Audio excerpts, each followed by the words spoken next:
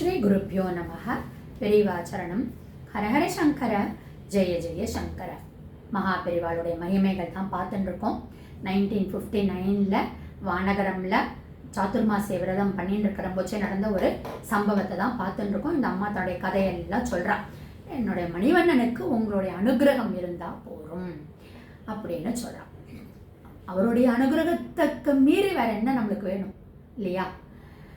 பெரியவா இதெல்லாம் கேட்டுட்டு ஒரு நிமிஷம் ஒன்றுமே பேசலை. ஒரு நிமிஷம் அப்படியே அமைதியாக இருக்கான். சரி, உன் பையனை கூப்பிடுப்பாங்க அப்படின்னு இந்த மேனேஜரை விட்டு கூப்பிட சொல்கிறான். அந்த அந்த பையன் நிற்கிறான், நமஸ்காரம் பண்ணுறது குழந்தை.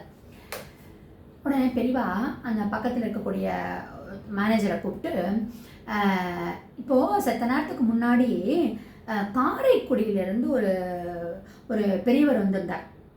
அவரை போய் சாப்பிட சொல்லியிருந்தேன் நான். அவர் இந்த செட்டியார் இன்ஜினியரிங் காலேஜினுடைய ப்ரொஃபஸர். அவர் மடத்தில் போய் சாப்பிட சொல்லியிருந்தேன்.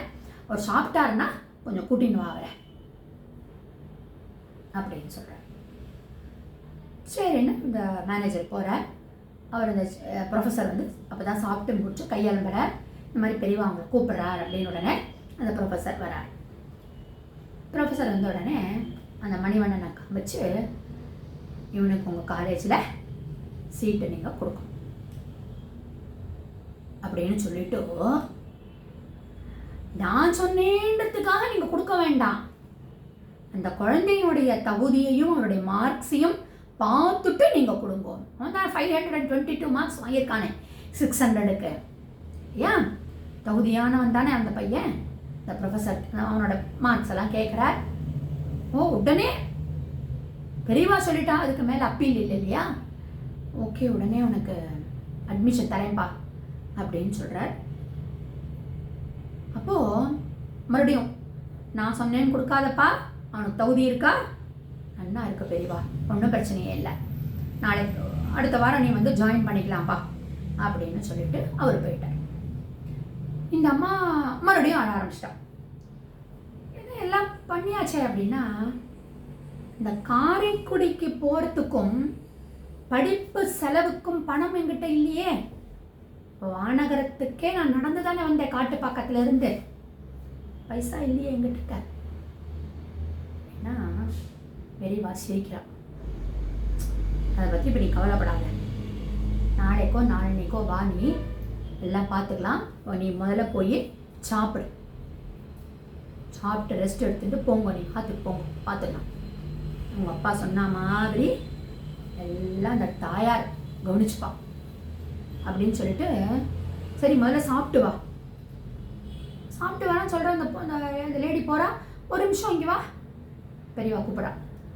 உனக்கு கணக்குதாரா சோஸ்திரம் தெரியுமோ அப்படின்னு கேட்குறான். இந்த அம்மா நன்னா தெரியும் பெரியவா அப்படின்னு. சரி, நீ முதல்ல போய் சாப்பிட்டு வாங்க, மடத்தில் போய் சாப்பிட்டு வா, 2 பேரும் போய் சாப்பிட்டு வாங்க அப்படின்னா 2 பேரும் போய் சாப்பிட்டு வரா. இப்போ அந்த அம்மாவுக்கு நிம்மதி வந்துடுது. ஃபஸ்ட்டு தன்னோட குழந்தைக்கு பெரியவாளுடைய அனுகிரகம் கிடச்சிடுது.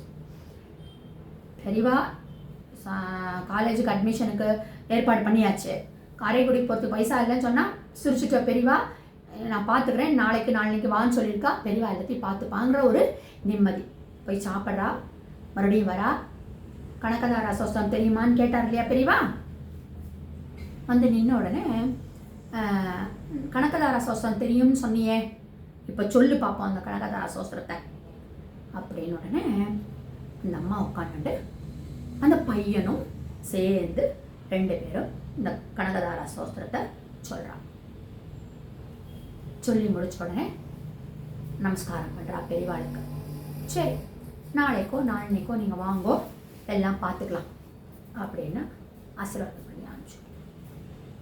இந்த மணிவண்ணனும் இந்த அம்மாவும் ஏதோ லாரி கீரியை பிடிச்சிட்டு தன்னோட ஆற்றுக்கு போயாச்சு. என்ன நடக்குது நாளை தொடர்ந்து நம்ம பார்க்கலாம்.